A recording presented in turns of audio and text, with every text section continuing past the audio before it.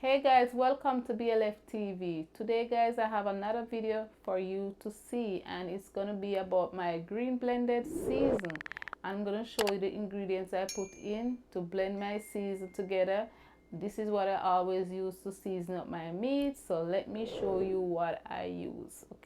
Okay, just to name the few ingredients I put in my green blended season. I put garlic, thyme, green scallion, which is green onion, which is scallion, ginger, pimento, and onion. These are the 6 ingredients I put in my green blended season. Okay, all right guys, so let's put in our garlic, our thyme.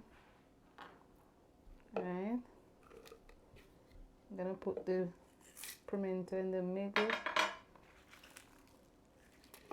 scallion, ginger, my onion. Okay, let's see that. All right.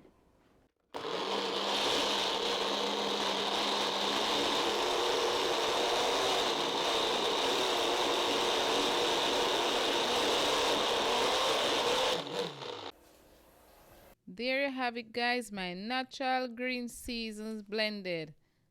BossLady Fayna, who that knocking at the window? Hey, two pot of knocks on your bingo. You know the style, BossLady Fayna.